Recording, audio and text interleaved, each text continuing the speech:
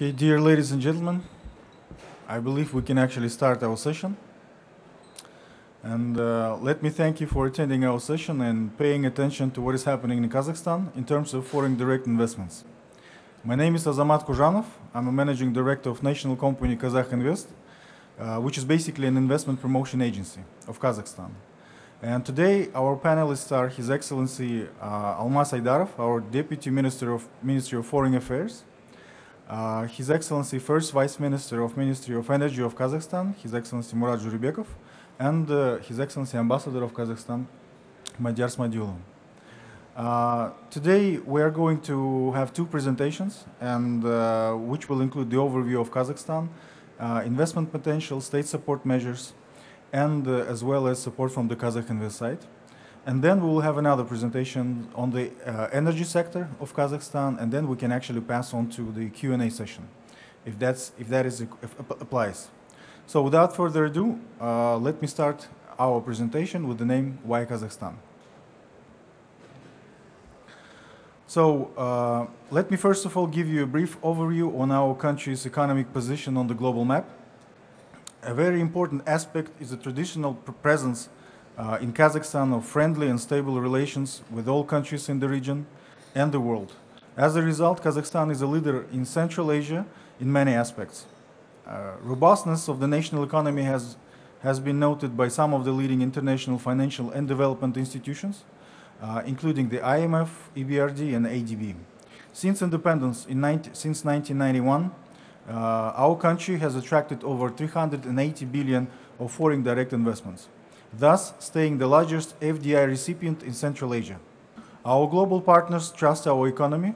They do rely on our investment climate and successfully operate in our country. And for many years to come, despite the pandemic, new investors and new investment projects are successfully being implemented. We are the largest economy in Central Asia with a GDP of over 170 billion US dollars.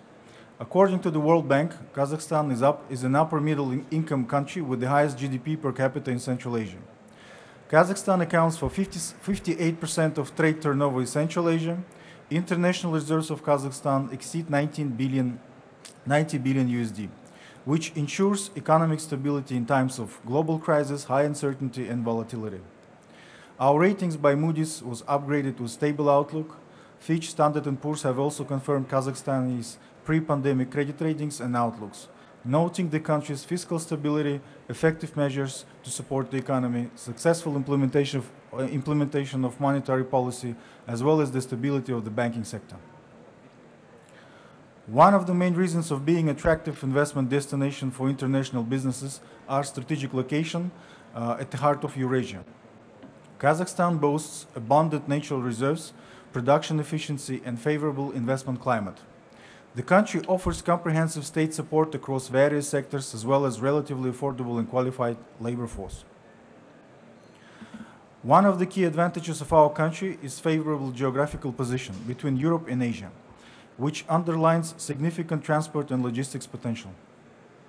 Strategically links large and fast-growing markets of China, Southeast Asia, Middle East, and Western Europe by automobile and railroads. 11 airports with open sky regime, as well as 2 ports on the Caspian Sea. Thanks to the existing multiple transcontinental routes, Kazakhstan is one of the most important participants of the Belt and Road Initiative. Transcontinental transportation allows transferring goods from China to Europe 3 times faster than the other alternative routes. Over the past 10 years, the government has invested over 30 billion in transport infrastructure, and the new investments are coming. As such, Kazakhstan can become the gateway to the largest market, offering multimodal logistics opportunities. Over 80% of land is used for agricultural production. According to the Food and Agricultural Organization, Kazakhstan is the 6th largest country in the world by agricultural land area. This creates even more opportunities, taking into account current global situation. We are unusually gifted with natural resources. 99 out of 150 elements in the periodic table can be found in Kazakhstan soil. 90% of the rare earth metals found in a modern smartphone can be mined in Kazakhstan. Kazakhstan is the largest uranium producer and exporter in the world and the second after Australia on the developed uranium reserves. Also the second largest chromium producer, accounting for 16% of global production volume. Deposits of gold, silver, and many other elements are still not well explored. The World Bank estimates that there are over 5,000 unexplored deposits present in Kazakhstan, with a potential value of trillions of US dollars. I would like to emphasize that Kazakhstan pays a lot of attention to building a strong and competitive environment for businesses. This is confirmed by rankings in Heritage Foundation, Global Competitiveness, and E-Government Development Index. According to the UNCTAD World Investment Report, by 2021, Kazakhstan showed the largest increase in the FDI among transition economies. In 2017, Kazakhstan has become an associate member of the OECD Investment Committee and joined the Declaration on International Investments, which indicates the high international recognition. We developed multiple platforms to communicate and effectively solve arising issues. For instance, we need to mention the Foreign Investor Council, chaired by the President of the Republic of Kazakhstan, that focuses on strategic issues of investors. At the same time, the Council on Improvement Investment Climate and Investment Council have been established under the chairmanship of the Prime Minister to solve systematic and current issues of investors. Moreover, the Astana International Financial Center plays an important role in positioning Kazakhstan as a regional center for business and finance. The AIFC Court and International Arbitration Center provides a common law court system that operates to the highest international standards to resolve civil and commercial disputes in the AIFC. The country's population is multilingual, with good knowledge of English, which undoubtedly makes it much easier to conduct business in the country. We as a country continue to develop our human capital. In addition, Kazakhstan offers a simplified regime for foreign labor employment. The government of Kazakhstan provides comprehensive support for investment projects that includes fiscal incentives, such as various subsidies, exemptions from CIT, VAT, land tax, and property tax, and non-fiscal incentives as well. We have 13 special economic zones located all over the country that provide infrastructure and a wide range of investment preferences. We also have 36 industrial zones with turnkey infrastructure. As a result of the measure, the share of FDI in manufacturing has grown 5 times from 3.8% from 2005 to 18.7% in 2020. This year, Kazakhstan introduced a new instrument to attract investors and improve investment climate, investment agreement. Now, strategic investors have opportunity to directly conclude an investment agreement with the government. The investment agreement also provides stability of legislation for the investors for 25 years from the date of its conclusion. There are many investment opportunities available, and we are there to guide you through if required. At Kazakh Invest, we constantly analyze areas with great development potential and identify potential projects that could be attractive to investors. We have prepared more than 170 investment proposals, each project initiated and backed by a local business partner. Currently, on the government level, we are conducting feasibility studies of several mega projects with an emphasis on green production, green hydrogen production, and other ESG projects are being conducted as well.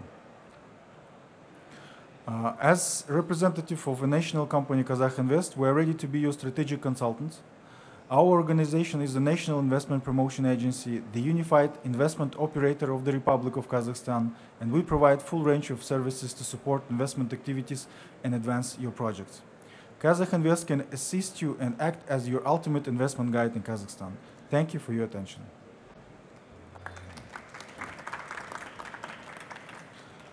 Now, let me pass the word to another speaker, the Vice Minister, His Excellency Murat Zhurebekov. Good morning, dear ladies and gentlemen. I am pleased to greet you at our session, which is dedicated to the investment to energy sector of Kazakhstan.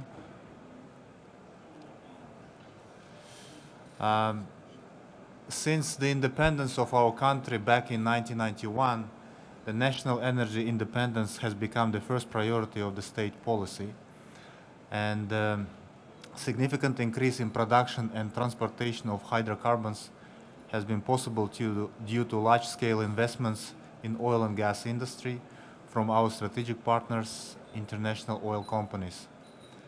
Today, I would like to present you a few potential areas in the energy sector of Kazakhstan where we can further cooperate and strengthen our relationships. So if you can kindly put my presentation. Can I ask a question in the meantime? Just a quick question, if you don't mind.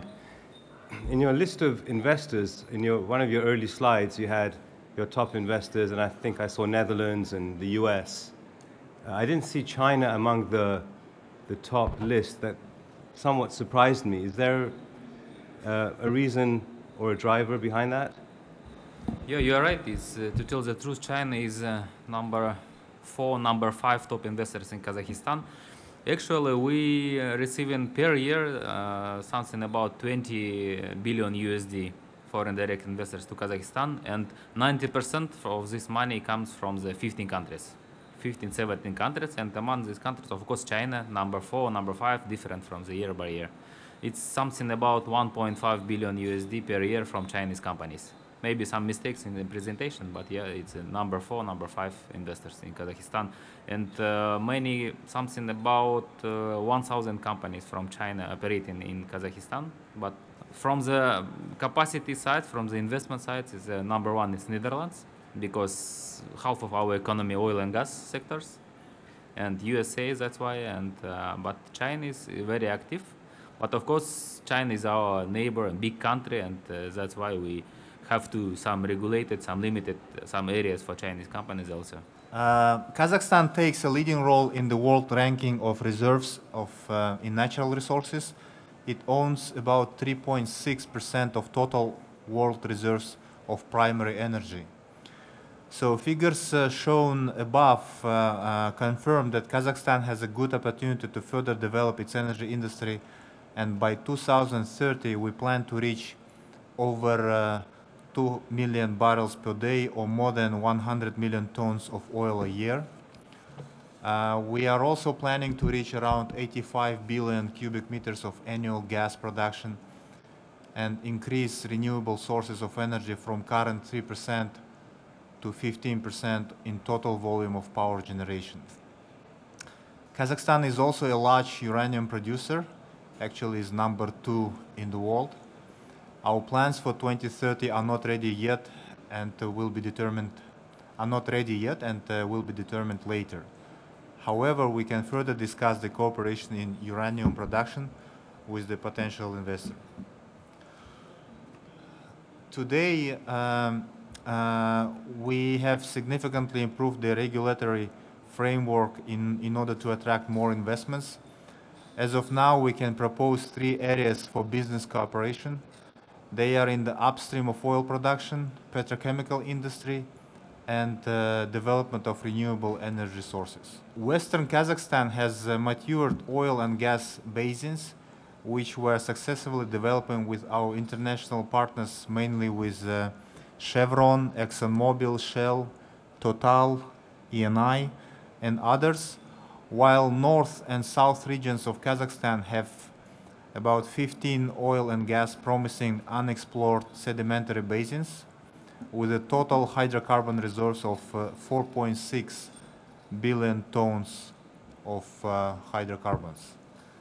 Sedimentary basins in general are characterized by a strong hydrocarbon potential, which confirms oil and gas prospects. In order to attract investments in geological surveys, we have implemented the following state support measures to attract further investments. They are digital data rooms with all necessary geological information. Number 2, developed oil and gas transportation infrastructure with an access to the world market. And number 3, fiscal and regulatory and other non-financial preferences. In addition to that, in order to increase investments in upstream, the government, together with the Council of our foreign investors, is working on the implementation of a so-called improved model contract, Improved model contract is designed for new offshore and complex onshore oil and gas fields. This includes regulatory and fiscal preferences. You can see it from the slide that we're currently working on the amendments to the current legislations, subsoil and tax code, in order to implement them by the end of this year.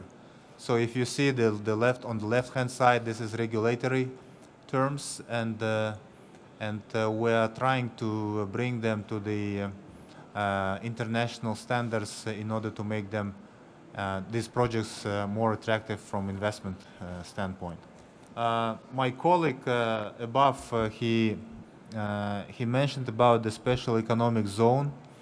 So I would like to stress on the one that are specialized on deep processing of hydrocarbons, i.e. development of petrochemicals. As of today, we have already taken significant measures of state support to develop petrochemical industry in our country. Our special economic zone is located closely to large oil and gas fields, which allows to have access to a relatively cheap feedstock. Projects located at this territory will be also provided with all necessary infrastructure and with a wide range of fiscal and legal preferences. This slide shows, in short, the list of government tools to assist investors in petrochemical projects. For example, we are currently developing an ad hoc investment agreement in petrochemicals, which is made in accordance with international good practice and standards. All state support measures such as investment protection, guarantees for provision of feedstock, infrastructure, tax incentives, application of international environmental and construction standards will be reflected in this investment agreement. Also, the current legislation is granting the right to purchase liquid petroleum gas and have a pricing mechanism for commercial gas to industrial consumers. This mechanism ensures the availability of feedstock by attractive price.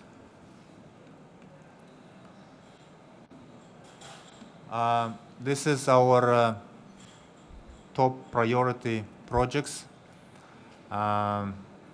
In 2022, we are planning to commission a polypropylene plant with a capacity of 500,000 tons. We expect to produce more than 70 types of homopolymers.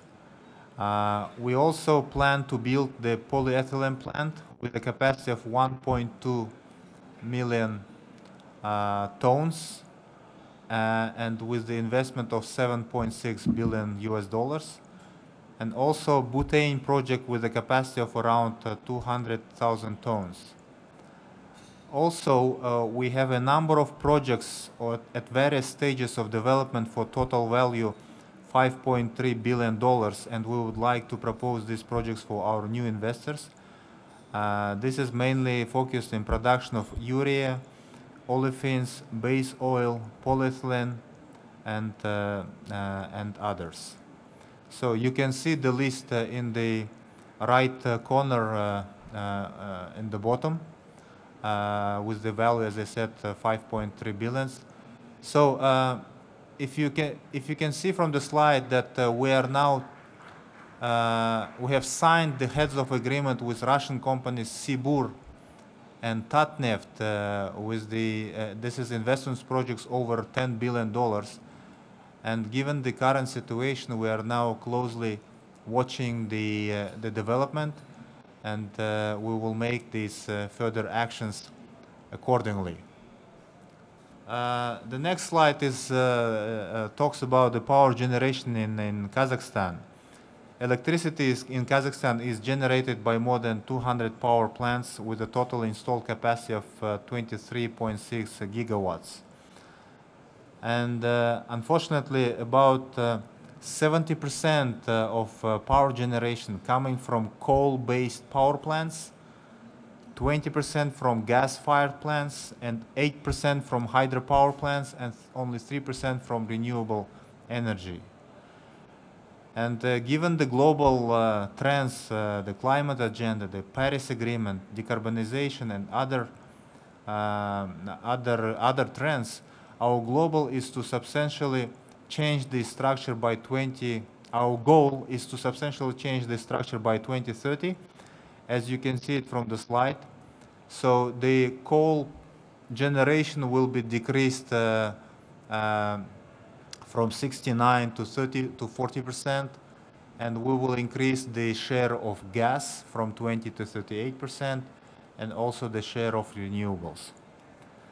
We have developed also our own strategy, national strategy of carbon neutrality by 2060, which is a challenge, but I think we reachable target. This is some pictures which show the renewable energy potential in our country. If you can, as you can see, so we have a solar potential of about 2.5 terawatt per year, with a high density in the south of Kazakhstan. This is the the picture on the right hand, on the right side. Also, we have a sustainable wind potential of about 920 terawatts per year, and hydropower potential of about above 60 terawatt per year. Our country has a natural potential to develop solar, wind, and hydropower projects. Therefore, we have a very high expectations for development of these renewable projects in our country. Development of technologies in the renewable energy sector and auction mechanism for the selection of renewable energy projects that was introduced in 2018 allowed to increase the number of investors wishing to implement renewable energy projects in Kazakhstan. Overall, international auction mechanism in our country is based on equal treatment, fair competition, and transparency, enhances the trust of investors, and improves the investment climate. In the last 3 years through the auction, we have achieved 65% of decrease in tariffs for solar generation, 30% decrease in wind, and 20% in hydropower tariffs. As of today, we have concluded almost 140 contracts for a total installed capacity of almost 3 gigawatts. In order to improve investment environment of the energy industry, our government has held significant reforms in its legislations basis, and we are continuing to work hard in this direction. Thank you very much. In conclusion, I would like to thank once again our organizers and participants of the forum, and I wish you all peace and health. Thank you. Dear ladies and gentlemen, we can actually pass to a Q&A session. In case you have a question, please feel free. Salamatsva, thank you for the presentation. My name is Josh Bergen, and I spent about 3 years in Kazakhstan in 2005 to 2008. I married there. My mother-in-law is from Kazakhstan, grew up in Shymkent, Turkestan. So I've been watching for a long time, have a vested interest in your country. At risk of asking a provocative question, and I'll try to ask it as least provocatively as possible, the activities that took place in January concerned many of us. We watched, we were concerned about this, and one of the legacies of the last 30 years has been that Kazakhstan's had a multi-vector diplomatic process. It's been respected in that sense. Many people, including me, have looked on and thought, well, this is pretty amazing. But a number of my friends are concerned that perhaps that multi-vector is now shifting more towards one vector. Can you give me some ideas that would allow me to offer reassurances to my friends and people around me as we have conversations that indeed multi-vector diplomacy is with us currently and will continue in the future? If you lived in Kazakhstan for 3 years, you are very familiar with our situation, with our country. And of course, we have the several achievements and significant achievements during the last 30 years. And events in January, of course, we are all very concerned about these events, and especially the worldwide, our colleagues and countries watch the situation, and but it was our internal process, because we understanding that many things should be changed within the country. Many reforms, not only economical and political reforms, should be implemented in the new time, and some old powers don't want to be involved in these processes and see and feel the different opinion regarding these things. And but in my personal view, we are lucky that it should be we should be able to pass through this process within the 1-2 months. It could be takes a long time, it could be takes several years, but we could pass it through the 1-2 months. And now our president highlighted and announced the several big reforms, political reforms and economical reforms. But regarding the investors, regarding the feelings of investors and the perceptions of investors, of course, all our responsibilities from the government side, it's still kept. And investment climate, and we are providing the new incentives, new agreements, but all our contracts, all the responsibilities, everything is kept. Of course, it will be kept for the foreign investors first of all, and moreover, the many sectors which we are understanding now what's under the government, under the some monopoly, and now we are ready to open it. Telecommunication sector, energy sector, energy transportation sectors, all of these sectors now we are opening, and we want to invite the new players in these sectors, and understanding that some areas was not was successfully opened for the foreign investor sites. That's why I believe that for the future investors and the new players in Kazakhstan, which will be more comfortable now. And we are clear for these issues. Our president highlighted several times. He was a speech, a day-by-day speech, to clarify the situation for the foreign investors, for the foreign countries, and internally in Kazakhstan. All materials is open. Of course, some investigations is still in process. That's why we couldn't just share now about the whole results. But not only the international community and internally our people is still waiting when we will be finished this process. Thank you. Regarding the multi-vector policy, of course, there is no other way for our country. We are not so big country, big from the territory by the population. We are not the big country, and our neighbors, Russia, China, and big countries, and we are landlocked country and among the big countries. That's why multi-vector policy is only the right way for our foreign policy. Thank you. Any other questions? Then I think we can actually wrap up our session. Thank you very much for your attention, and best of luck. Bye-bye.